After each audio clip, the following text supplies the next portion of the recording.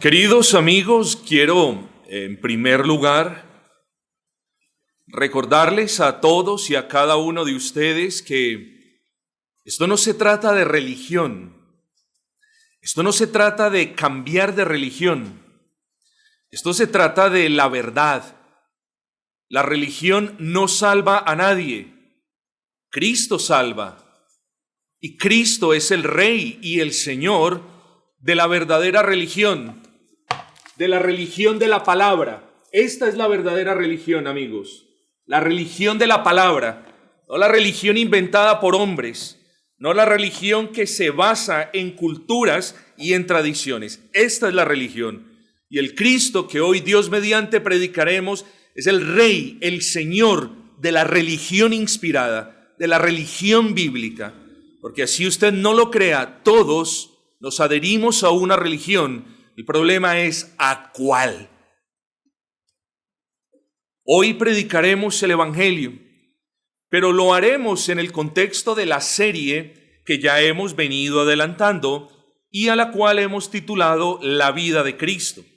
Solamente, a manera de recorderis, recuerden los 7 temas: el Cristo prometido, el Cristo nacido, el Cristo santo, el Cristo juzgado, el Cristo muerto, el Cristo resucitado y el Cristo exaltado. Esos son los temas que vamos a ver en esta serie.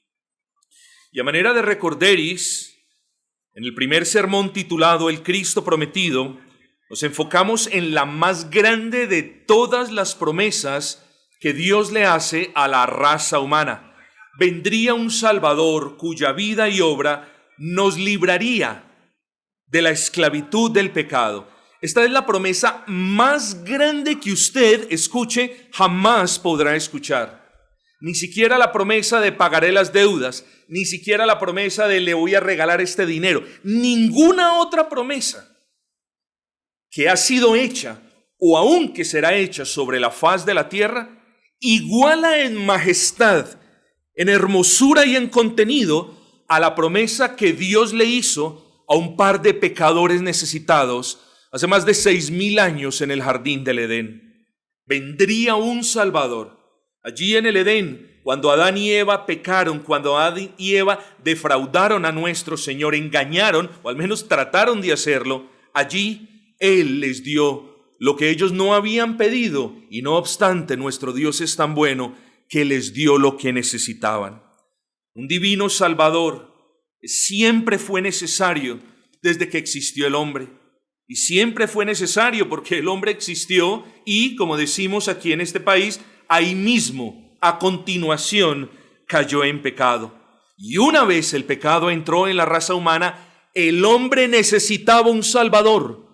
Porque el hombre no se puede salvar a sí mismo, ni por sus palabras, ni por sus esfuerzos, ni por sus ofrendas, ni por lo que haga o dejara de hacer. El hombre necesita un Salvador y cada uno de ustedes necesita un Salvador. Puede que entre ustedes exista alguien como Adán y Eva, alguien que cayó en pecado y alguien que no se entere que necesita un Salvador. Ese Salvador regresará, queridos amigos, y regresará no como siervo salvador, es decir, para salvar, sino que regresará como rey y gobernador para juzgar. Hace 2,000 años, la segunda persona de la Trinidad tomó forma de hombre, encarnó y vino para salvar, y vino para dar su vida por los pecados de todos los que creen en Él. Pero llegará un día donde Él regresará, no para salvar. El día que Él regrese por segunda vez, regresará como Rey y como Señor. Regresará para juzgar, para darle a cada uno de nosotros lo que sus obras o nuestras obras merecen. Recuerden que dijimos también de igual manera que la promesa del Cristo Salvador fue reiterada a través de la historia en varias ocasiones. Recordemos también que a medida que, esto lo dijimos también, a medida que iban pasando los años, dicha promesa se iba robusteciendo. se iba clarificando. De hecho, se robustecía tanto que para los tiempos del profeta Isaías ya las personas tenían una idea muy clara, no solo al respecto de la persona y del carácter del Salvador, sino también al respecto de la obra del Salvador. Y es, queridos amigos, en el contexto de esa visión profética tan clara de Cristo que nos muestra Isaías, que continuaremos, Dios permitiendo, la mañana de hoy, examinando esos hermosos aspectos de la persona, vida y obra de ese Cristo Salvador que fue prometido por el Padre. Entonces, para tales propósitos, les pido que abran sus Biblias, por favor, en el libro Antiguo Testamento, libro del profeta Isaías, capítulo número 53, Isaías capítulo número 53, y vamos a leer solo 2 versículos. A partir del versículo número 6. Todos nosotros nos descarriamos como ovejas, cada cual se apartó por su camino, mas Jehová cargó en él el pecado de todos nosotros. Angustiado él y afligido, no abrió su boca, como cordero fue llevado al matadero, y como oveja delante de sus trasquiladores, enmudeció y no abrió su boca. Es evidente, queridos amigos, que Isaías, por inspiración del Espíritu Santo, nos está hablando de Cristo y nos está diciendo qué fue lo que hizo Cristo y cómo sufrió Cristo y por qué sufrió Cristo. Y espero que el Señor me conceda la debida gracia para hablar de estas cuestiones. Así que el título que tenemos para nuestro sermón en la mañana de hoy es sencillamente El Cristo Prometido en su segunda parte. La primera parte ya la consideramos la semana pasada. El Cristo Prometido, parte número 2.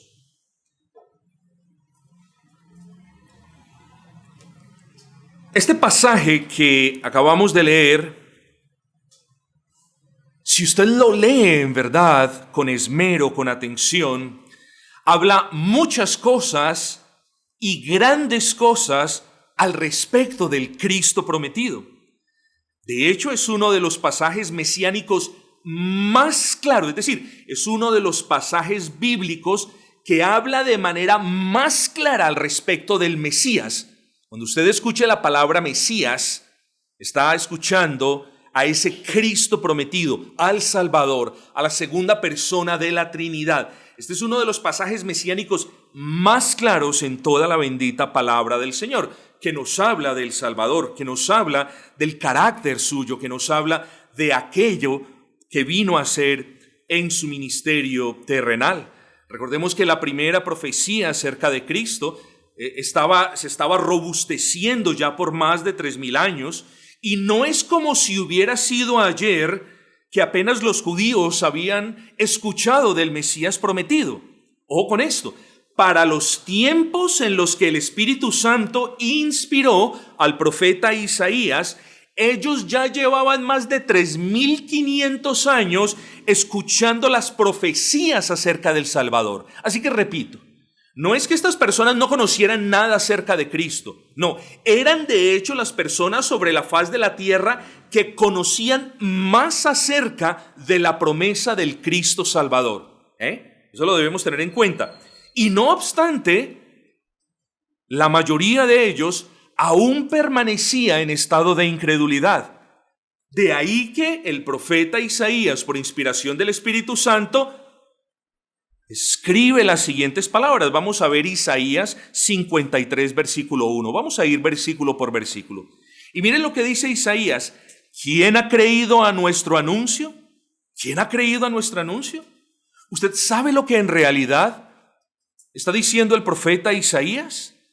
Queridos amigos, es como si Isaías se estuviese quejando. Es cierto que no lo hace de una mala manera, porque ha sido inspirado por el Espíritu Santo, pero en cierta manera Isaías se está quejando. Isaías se está lamentando por el dolor que sentía su alma. ¿Por qué Isaías sentía dolor? Porque pocos habían creído el anuncio del Evangelio.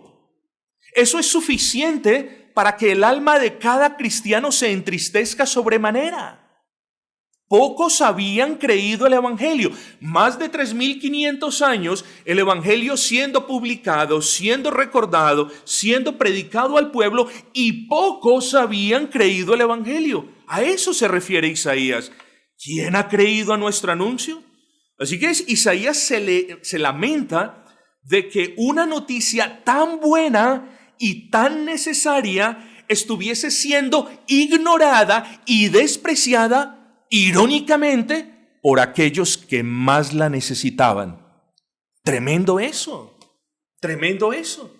Tremendo que las personas que más necesitan el Evangelio sean las primeras en decir: esa religión no, eso es pura carreta, yo me puedo salvar con las obras. Tremendo que la persona más necesitada desprecie ese buen anuncio.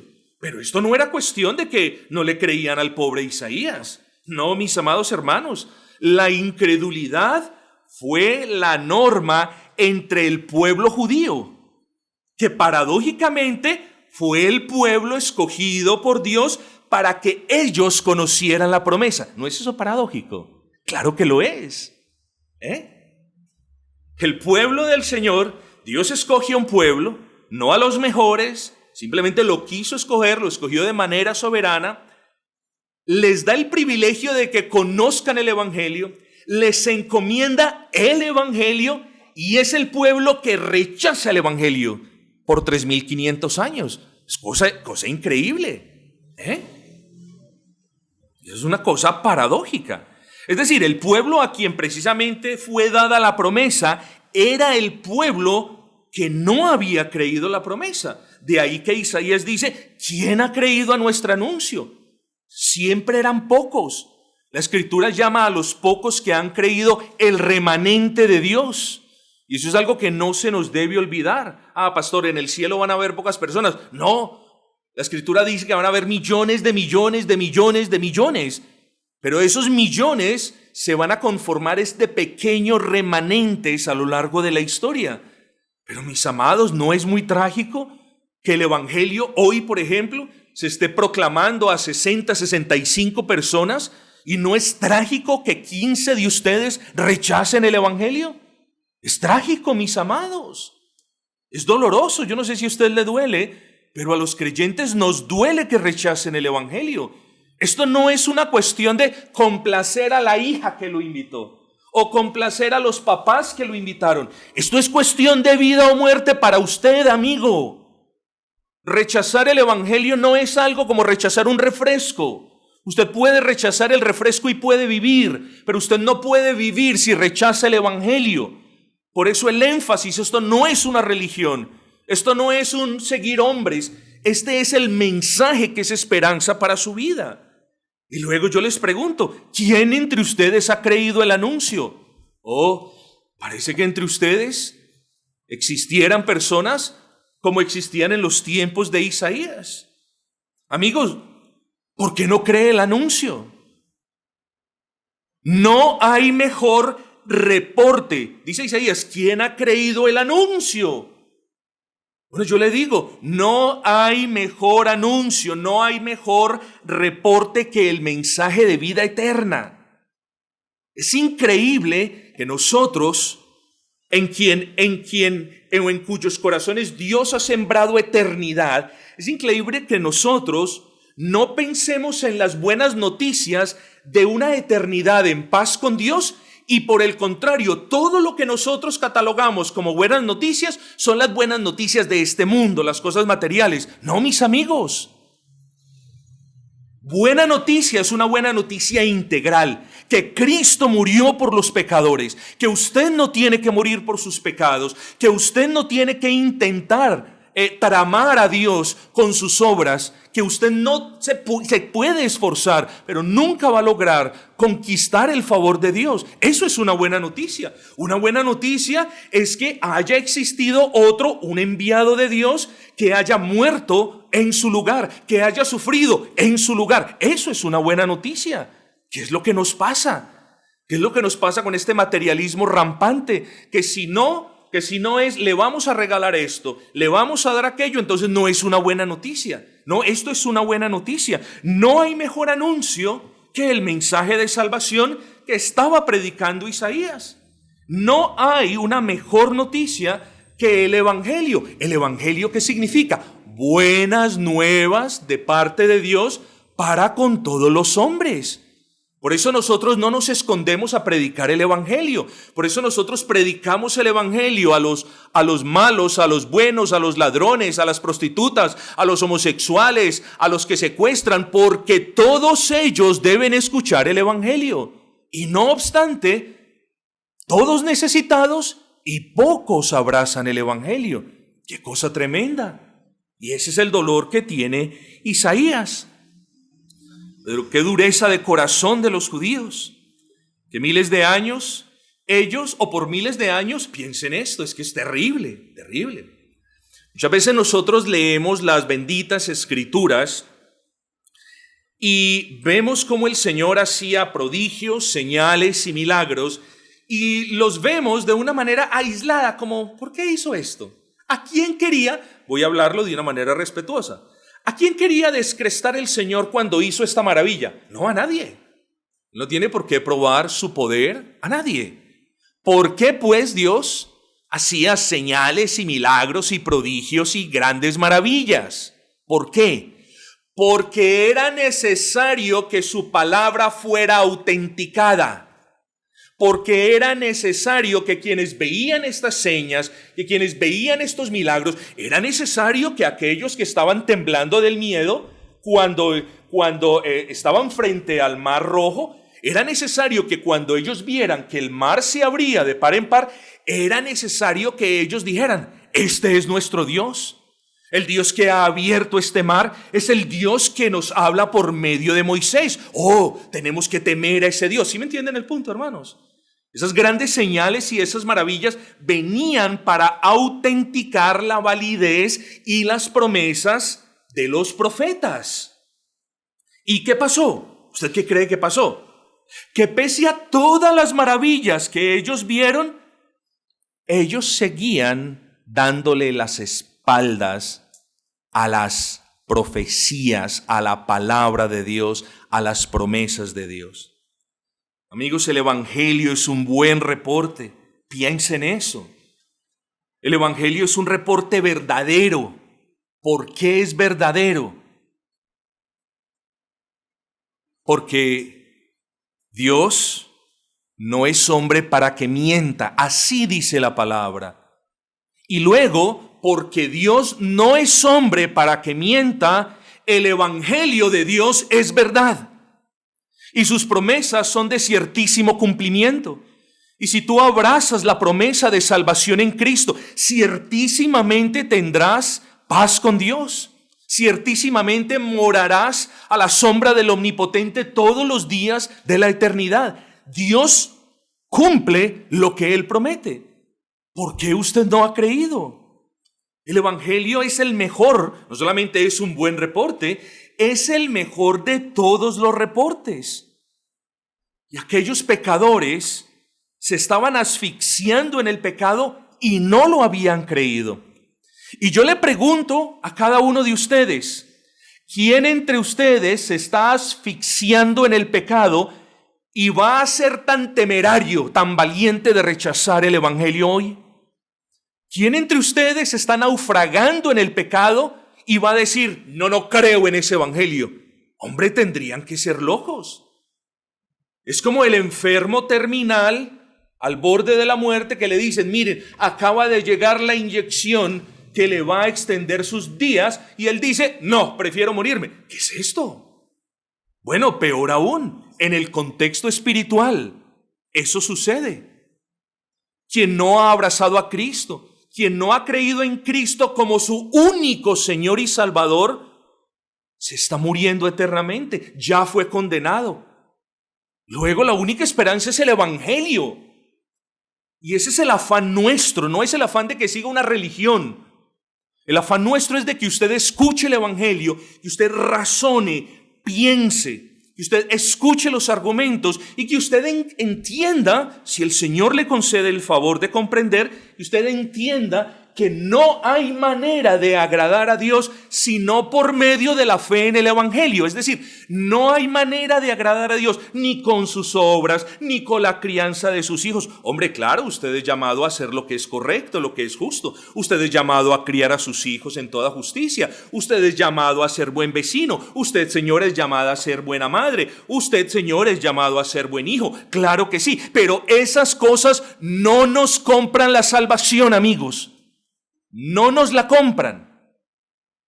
El único que logró la salvación ha sido Cristo, ese Cristo prometido del que estamos hablando en esta mañana. Pero la incredulidad a la promesa del Salvador sigue siendo una realidad trágica hasta el día de hoy. ¿Quién ha creído nuestro anuncio?, dice el profeta Isaías. Pero la profecía del Cristo sigue de la siguiente forma. Quiero que leamos el versículo número 2, por favor. Subirá cual renuevo delante de él y como raíz de tierra seca. Ojo lo que viene a continuación. No hay parecer en él, ni hermosura. Le veremos más sin atractivo para que le deseemos. Quiero hablar aquí una cuestión. Es muy sencilla y me debatí si hablarla o no hablarla, pero quiero que usted entienda esto. ¿Cuándo ha visto usted, ojo con esto, cuándo ha visto usted una estatua en una iglesia fea? Yo no la he visto. Personas de tez clara, personas de tez con cabellos dorados, con ojos verdes, cosas bonitas. ¿Cuándo ha visto usted una estampa fea? Retratos bonitos. Y lo que les quiero decir es que sin darse cuenta, y esto lo digo con sumo respeto, los católicos romanos quieren vivir engañados. ¿Saben por qué quieren vivir engañados? Porque la Biblia me dice que nuestro Cristo no es hermoso ni era bien parecido. Eso nos dice la Biblia. Luego, cuando usted ve a una persona, a una de estas representaciones con cabellos largos, rubios, ojiverdes, con tez clara, de entrada, no solamente están violando el segundo mandamiento, porque están haciendo imágenes de lo que no han visto, sino que le están mintiendo a la gente, porque nuestro Cristo fue sin hermosura. Tremendo. Gracias a Dios que fue sin hermosura, porque donde hubiese sido hermoso, quizás mucho más lo hubiesen aceptado por las razones equivocadas. El punto es, estimados hermanos, muchos de los judíos siempre tuvieron la costumbre de formarse ideas antibíblicas del Mesías. Habían tomado las profecías del Cristo prometido y muchas de ellas las habían interpretado a su propio antojo. De hecho, ustedes lo conocen. Muchos de los judíos estaban esperando a un varón con vestiduras reales. Estaban esperando a un varón que venía con toda pompa y esplendor y ejércitos y grandeza. Estaban esperando a una persona cuya apariencia externa fuese de gran hermosura, como o incluso más hermoso que lo que la Biblia misma dice al respecto de David. Los judíos estaban esperando a un Mesías que atrajera seguidores por su majestuosidad y por sus atavíos. Pero la profecía del Mesías dice que no hay parecer en él ni hermosura. Es más, lo que acabamos de leer es claro. El profeta dice que ese Cristo era sin atractivo para que nosotros lo deseásemos por las razones correctas, mis hermanos. Y la profecía se cumplió y el Cristo Salvador vino. ¿Y qué pasó? Ellos no le desearon. Y quiero hacerle una pregunta en este punto. ¿Y sabe usted por qué pecadores sedientos y hambrientos de perdón no desearon a Cristo? Esto es increíble, pero la respuesta es sencilla. Porque el Cristo prometido no vino como ellos lo deseaban. Porque el Cristo prometido no vino como ellos querían o pensaban. Y eso es muy importante. Es muy importante porque hay muchas personas que resisten a Dios y que no abrazan a Cristo simplemente porque el verdadero Cristo que es proclamado en el Evangelio, como en el día de hoy, no es la figura que ellos ya se hicieron de Dios. Y déjeme decirle algo, querido amigo. Toda construcción, toda imaginación que usted se haga de Dios, que no se asemeje, no se conforme a la Escritura, es un ídolo que usted está construyendo, ya no en una iglesia, sino en su corazón, que es peor. Todo pensamiento que no se adhiera, que no se sujete a la Escritura, es un pensamiento idólatra. Y esa es la razón por la cual muchos rechazan al Señor. Se les está presentando a un Cristo bendito, a un Cristo sin pecado, a un Cristo santo, a un Cristo salvador. Ese Cristo no quieren. No quiero ese Cristo. Afuera con ese Cristo. Y se les presenta un Cristo que les da riquezas, que les da salud, que les da prosperidad, y millones abrazan ese Cristo.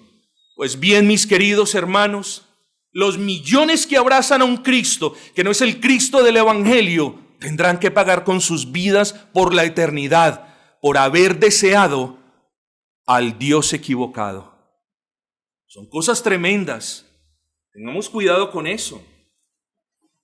Ellos esperaban a un libertador con ropas reales y anillos y esplendor. ¿Y qué les dio Dios? Les dio a un varón sencillo, a un varón humilde en quien no había belleza, y por eso lo miraron con desprecio. Por eso.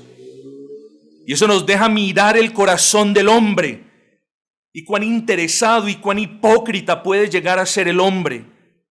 Ven a una persona con vestidos reales y nos interesamos en qué nos puede dar. Y vemos a una persona con harapos y lo despreciamos. Bueno, ¿a usted le parece eso repugnante? Lo mismo hicieron con Cristo. Y quizás lo mismo está haciendo usted hoy con Cristo si no lo abraza.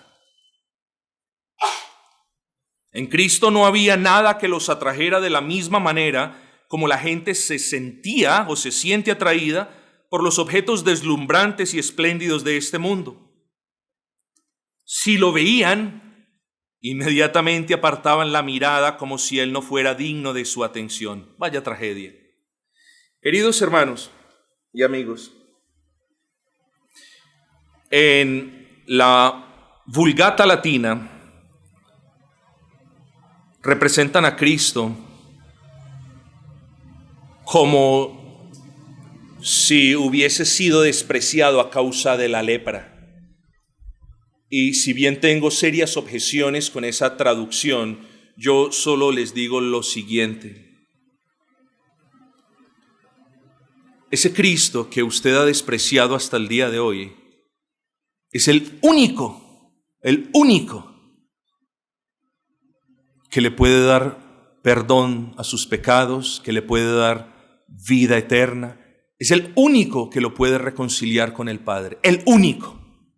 No Cristo y María, no Cristo y San Antonio, no Cristo y no Cristo y aquel otro. Cristo y solo Cristo, porque Él solo es Dios. Pero ¿cuáles fueron las consecuencias de no desear a este Cristo que vino con el poder del Espíritu, pero sin apariencias externas dignas de un príncipe? Bueno, las consecuencias estaban allí. Muchos condenaron sus almas a la muerte porque vieron a Cristo y dijeron para sus adentros: este Señor no cumple con mis expectativas, este no fue el rey que me prometieron. Nosotros no necesitamos un Salvador así. Qué ignorancia la del hombre necesitado. Qué ironía la del hombre necesitado. Pero mis amigos, ese Cristo prometido, que es el único mediador que Dios estableció para reconciliarse con el pecador, fue rechazado. Por increíble que suene, el Cristo prometido fue rechazado, desechado, menospreciado y tenido por algo de poca monta por el pecador que lo necesitaba. Miremos el versículo 3. Ojo con esto: despreciado y desechado entre los hombres, varón de dolores, experimentado en quebranto, y como que escondimos de él el rostro. Fue menospreciado y no lo estimamos. Amigos, el Cristo prometido era la única esperanza de los pecadores, la única, pero fue despreciado. ¿Usted se imagina eso? El Redentor fue objeto de desprecio y burla por parte de los fariseos, de los saduceos, de los romanos, y toda su vida en la tierra fue así. ¿Ustedes creen que su muerte fue diferente? No, fue de la misma manera. ¿Y ustedes creen que algo ha cambiado después de eso? No, nada ha cambiado. Hoy los montones continúan despreciando a la única esperanza que tienen sus almas. La única esperanza que tienen sus almas. Y después dice el profeta, varón de dolores. Además, qué hermosa expresión. Pero ojo con esto, porque y esto es algo que sucede con muchos de nosotros.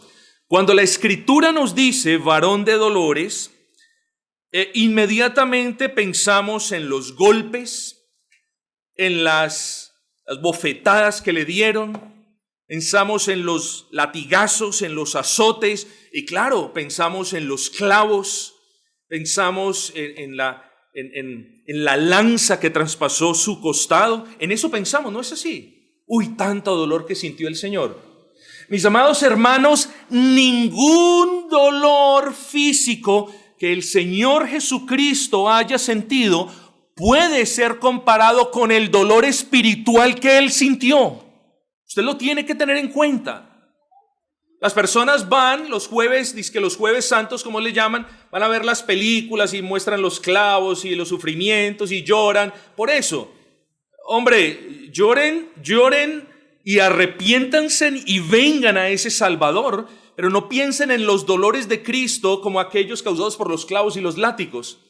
El dolor más grande de Cristo, ojo con esto, el dolor más grande de Cristo fue que después de una vida santa, después de haber obedecido todos los días de su vida al Padre, después de haber sido agradable y justo delante de Dios Padre, el dolor grande de Cristo fue que en ese día Él no escuchara las palabras, hijo amado, bien has hecho, ven, yo te salvo de esto, ¿cierto? No podía ser así. El dolor más grande de Cristo fue el rechazo de su Padre a causa de los pecados que Jesucristo llevó sobre sí. Ese es el dolor más grande de Cristo. Lama, lama, sabactani. Señor, Señor, ¿por qué me has abandonado? Y ese bendito Cristo sufrió un abandono de parte del Padre para que todos los que crean en Él sean recogidos, adoptados por el Padre en la familia celestial. Ese dolor de Cristo no fue solamente por las punzadas de las puntillas. Varón de dolores, le dice el profeta. ¿No creen que Cristo sintió dolor en su corazón? En que Él haya nacido en medio de un pueblo necesitado, del pueblo de la promesa, y que este pueblo haya sido el que por la mañana haya dicho, bendito el que viene en el nombre de David, y que por la tarde a los días haya estado diciendo, crucificadle. ¡Qué dolor el de Cristo, mis amados! Varón experimentado en dolores, sufrimientos, rechazos, toda suerte de cosas. Ese Cristo prometido fue desechado, fue menospreciado. Oiga lo que dice el versículo 3 al final. Fue menospreciado y no lo estimamos. Esta es la parte más fuerte, al menos para mí. ¿Y saben por qué? Porque la traducción del original suena algo como de esta manera. A Cristo no lo estimaron los judíos porque lo vieron como una cosa de poco valor, como alguien que no valía la pena. Así vieron la mayoría de los judíos a Cristo. No vale la pena. Lo tuvieron en poco. Para ellos Él no valía nada. Al creador del universo, al sustentador de los hombres, al dador de la vida misma, lo tuvieron como poca cosa, como una persona que no valía la pena considerar. Ese fue el Cristo prometido. El Dios de dioses y el Señor de señores fue y continúa siendo considerado como una cosa de poco valor. Y yo me pregunto si usted va a salir de este local hoy considerando a Cristo como una cosa de poco valor para su vida. Yo me pregunto si usted va a tener el coraje, después de escuchar este sermón, de salir de este local y decir: tengo otras cosas más importantes que Cristo. Vamos al siguiente versículo. A continuación el profeta nos habla del Cristo prometido en términos ya no de su persona o de su carácter, sino de su obra redentora. Miren lo que dice el versículo 4. Ciertamente llevó Él, es decir, llevó Cristo, nuestras enfermedades y sufrió nuestros dolores, y nosotros le tuvimos por azotado, por herido de Dios y abatido. Ahora bien, una clarificación al respecto de este versículo. Cuando la Escritura dice que Cristo llevó nuestras enfermedades y sufrió nuestros dolores, por favor, no está haciendo referencia a las enfermedades físicas ni a los dolores corporales. Es cierto. Cristo murió en la cruz del Calvario, ya vamos a ver por qué razón específica. Es cierto que en cierta manera, si nosotros hoy clamamos sanidad y recibimos sanidad, es cierto que la recibimos gracias a la vida, a la obra, a la muerte y a la resurrección de Cristo. Pero si algo tenemos que borrar de nuestras mentes es que Cristo, la segunda persona de la Trinidad, vino a este mundo para darle sanidad a usted. Eso es falso. Y vuelvo y lo digo, eso es falso. ¿Y por qué es falso? Sencillo, déjeme yo se lo explico. Si esto es verdad como dicen algunos, es decir, si es verdad que Cristo vino a este mundo para que yo fuera una persona sana y no sufriera dolores, si esto es verdad, como lo dice afuera el mundo carismático, entonces tiene que resultar que ni usted ni yo nunca nos tenemos o nos podemos enfermar. Nunca. Porque el día que usted o yo nos enfermemos, ese día la profecía se disuelve. Ese día la razón por la que Cristo vino ya no es más. Si Cristo solamente vino para que usted tuviera salud, el día que usted se enferme, la profecía falló. Y hacemos a Dios mentiroso.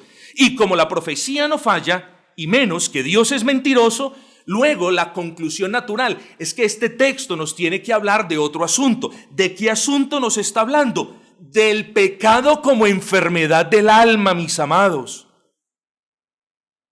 Entonces, ¿qué es lo que quiere decir el profeta? El profeta hizo referencia a la más grave de todas las plagas y enfermedades sufridas por todos los hombres, el pecado. El Cristo prometido no murió para que su cuerpo o el mío no se enfermara. Él murió para que su alma no muriera de la enfermedad del pecado. Para eso murió el Cristo. Cristo no vino aquí a dar sanaciones temporales, mis amados hermanos. Gracias a Cristo las tenemos. Pero Cristo no vino aquí, no descendió a este mundo por otra cosa que no fuera que el alma de todo el que cree en Él no muriera eternamente, sino que tenga vida. Eso es lo que nos dice Juan 3:16, ¿no es así? Claro que sí, mis amados. Así que eso era solamente una nota técnica. Lo que quiero decir, hermanos, es que en vez de nosotros sufrir la enfermedad del pecado y en vez de experimentar eternamente las consecuencias de ese pecado, Cristo, si creemos en Él, se convertiría en nuestros representantes y Él entonces la sufrió por nosotros. Eso es lo que dice el texto. Pero luego dice, nosotros le tuvimos por azotado, por herido de Dios y por abatido. Quiere decir esto, que Dios envió a su Hijo amado para azotarlo, para herirlo y para abatirlo. ¿Quién entre ustedes tiene un hijo y no lo ama? No creo que exista ningún padre que tenga un hijo y no lo ame.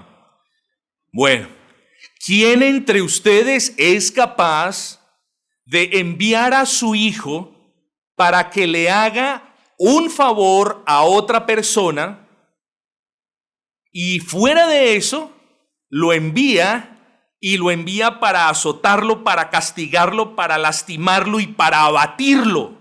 Nadie. Pero así tenía que ser hecho. ¿Y sabe por qué? Porque si el Padre no castiga, no abate, no azota a su Hijo eterno, ninguno de nosotros podría jamás decir estoy en paz con Dios. Ninguno. Ay, pobrecito el Cristo azotado, pobrecito los garrotes que le dieron. Hermano, gracias a Dios nuestro Cristo sufrió con azotes, con desprecios, con latigazos, con clavo, con crucifixión, con escupitajos, con bofetadas, lo que nosotros merecíamos. Y debemos dar gracias a Dios, porque todo ese sufrimiento fue acepto por el Padre. ¿Y saben por qué? Porque quien los llevó fue el Santo, el que no los merecía. Nosotros sí lo merecíamos. Miren ustedes, sin Cristo no hay esperanza de reconciliación con Dios.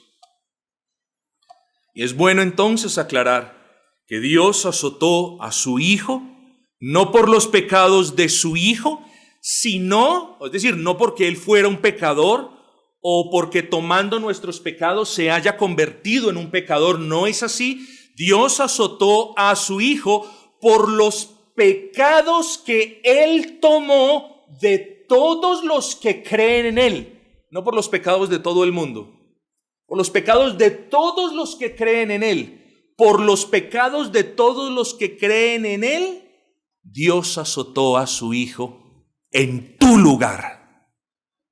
Tú merecías ser azotado, tú merecías ser castigado, tu mujer merecía ser crucificada, tú merecías ser latigada, tú merecías que te abofetearan hasta el cansancio, tú merecías morir eternamente en el infierno. Pero bendito sea el Señor que cuando abrazaste a Cristo, Él ya había pagado esa cuenta por ti en tu lugar.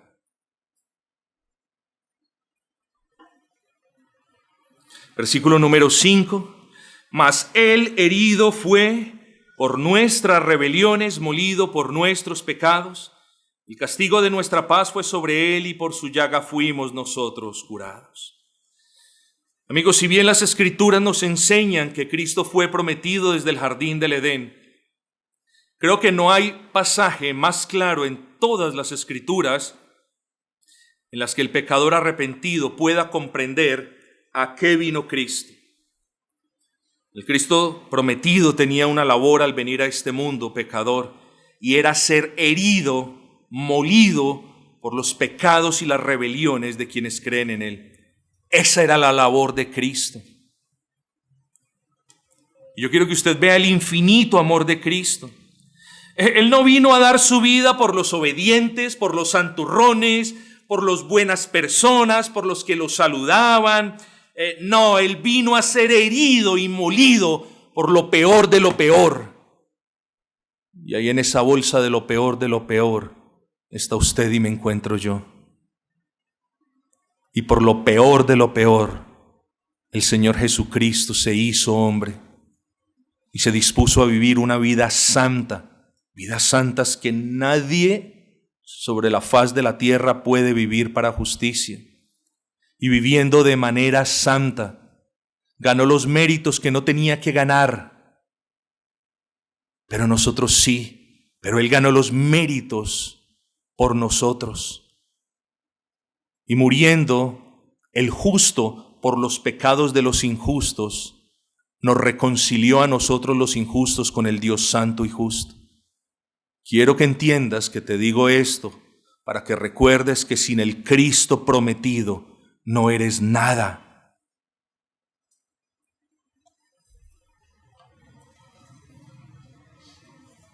Miren lo que el Espíritu Santo dice de Cristo y me voy aproximando hacia el final.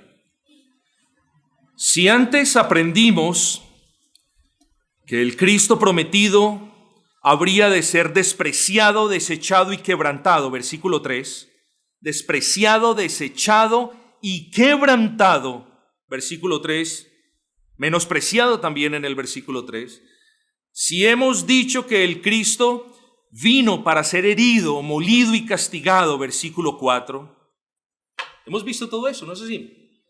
Ahora vamos a ver cuál fue el resultado de todos los azotes, de todas las heridas, de todo el abatimiento, de todo el molimiento, de todo el castigo, de todo el sufrimiento de Cristo.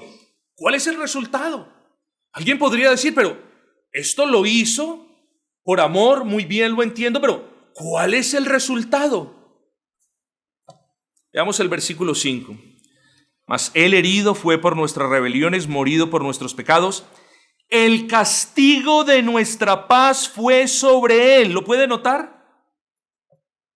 El Hijo amado, Cristo, fue despreciado, desechado, quebrantado, azotado, herido, abatido, molido y castigado. ¿Para qué?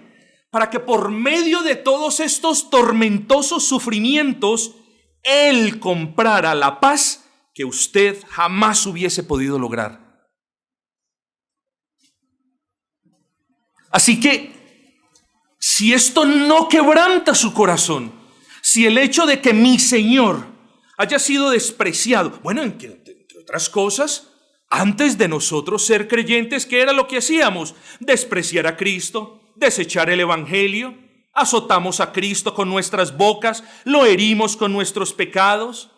Mis amados hermanos, debemos dar gracias a Dios por este Cristo prometido, que vino hace 2000 años y que recibió el castigo que compró la paz que nosotros tenemos con Dios. Es decir, cuando hablemos de paz con Dios, y con esto me acerco ya al final, ya termino, cuando hablemos de paz con Dios, nunca, pero nunca nos podemos olvidar del castigo que recibió el Hijo de Dios, porque jamás el hombre pecador podrá tener paz con Dios aparte de la persona de Cristo, de ese Cristo rechazado, sufrido, golpeado, abofeteado, lacerado y crucificado, que compró la paz de la que nosotros gozamos hoy.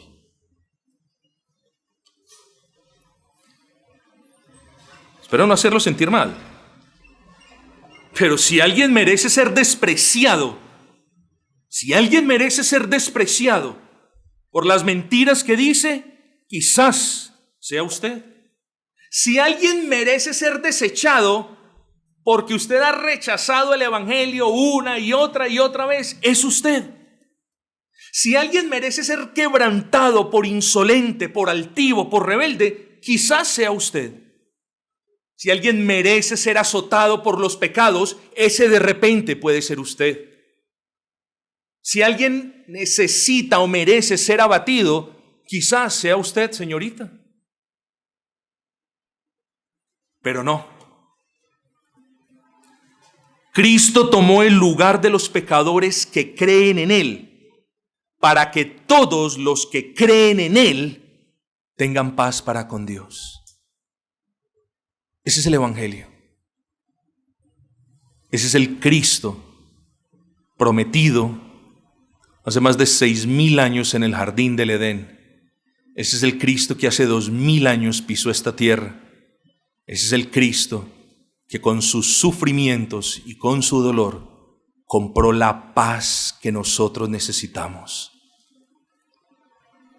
Bendito sea nuestro Señor y bendito sea el Evangelio de Dios, que es poder para salvación para todos los que creen.